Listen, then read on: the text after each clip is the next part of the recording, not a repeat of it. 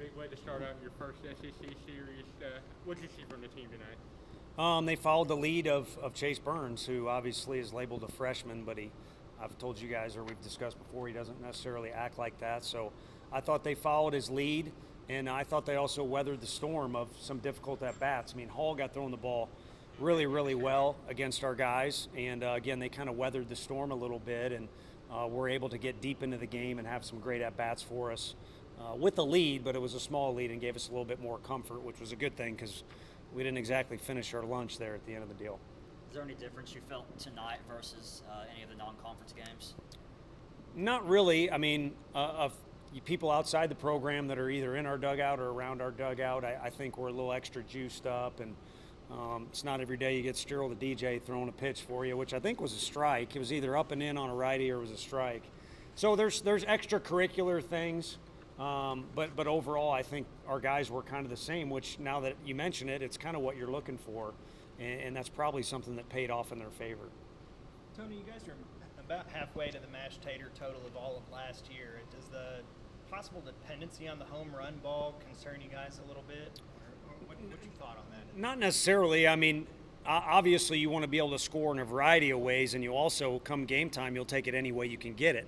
But in practice, dating all the way back to the fall, there's an awful lot of work put into base running, other situations, and we've done a few things, but the guys have swung the bat well enough.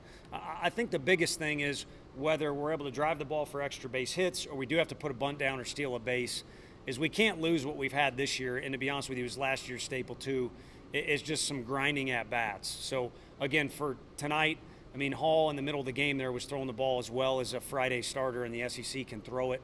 But at the same time, he sawed some guys off, but there wasn't any really easy at-bats or at-bats that were given away, in my opinion. So the way we score, in my opinion, is competitive at-bats. A little bit of fun follow-up to that, trying to take guys a little bit off their game. Talk to me about what's your favorite flavor sunflower seeds? These guys got this new one that's coconut or pineapple, and the seeds are huge.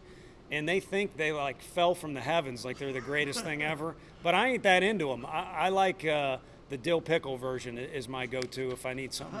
Xander Sechrist is your boy then. Yeah, we're boys when he's pitching. The other days he's kind of goofy, and he likes the Penguins and I think the Pirates and all that. So we might have to have a talk to him. Yeah, that's a little further northeast than what we got going on right here. So, but he's a lefty. You got to cut him a lot of slack. Touche, Coach. What did you make of Burns' performance on the mound tonight? Each time, if you were to dissect each one, he's been good at different things each time out. And, this deal here, he got stronger as he went. And, we just kind of went with that decision. Who knows if we're just riding him out or it's the end of the year and we're going to give him 120 pitches, how he does. But he's been good at different things each time out. And then there's also been a couple, 2 or 3 things that he can improve upon. So, to me, it's exciting. The guys have played well behind him, and we've won some games, but yet there's a lot of untapped deal going on there for his first year in the league where I think he's going to get better. How'd you think Drew looked tonight coming back off injury? It was kind of funny that first swing. We've only given him one at-bat. It wasn't in a game. It was just so we could see one live pitcher, and that's exactly what he did in his first at-bat. And then, he finishes on the back end there with an emotional at-bat, which was kind of more freshman year Drew, as opposed to that first at-bat was using the whole field Drew. But just having him around when he's, on the field in general is huge. I talked about it with John Wilkerson. He's great to have in the lineup, and to me, he's one of the better center fielders defensively in the country. But for this team, you kind of miss when he's not, out there for ground balls or in BP. It's just, it's part of our team's vibe, and it's a good one. So it's nice to have him in action. He's made it evident that he's been the heart and soul of the team in the past. You could sense a little bit that he was still favoring the leg a little bit going up to the plate tonight. I mean, is that something that possibly may have been restrained during the game today, or is no, that I don't. He's evident going forward? I don't think so. I mean, he's been advised, kind of like Liam was last year, to be intelligent. That doesn't mean give anything up, but also don't be a madman in certain situations. But to my knowledge, the answer is definitely no. But to my knowledge, going into the game, was that he is stronger in that leg now that he's been doing all this stuff. You could kind of use the example sometimes when, athletes train something that's been bothered, it gets stronger. So, yeah, I think he's good. What were the thoughts? Go ahead. Cortland Lawson coming up big in that one inning, giving y'all a boost. So what have you seen from Cortland this season that makes you think he's on the right path? I think he's taken the baton from Fergie and Liam, and maybe part of it is they're his buddies, or I believe they live together, on just kind of how to act in that position.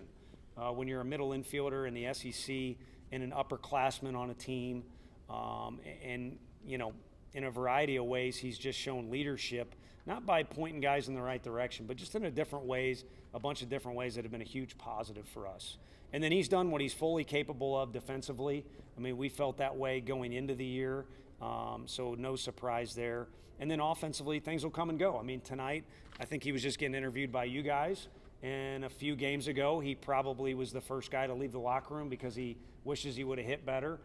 So it's a good thing in the lineup to have 9 guys who are dangerous, and it's almost impossible to go through a season where you're relying on one guy the whole time. It's not going to work that way. There's kind of some cycles that go back and forth, and fortunately for the team, he had a good night tonight. What were the thoughts on letting Kirby go there in the 9th?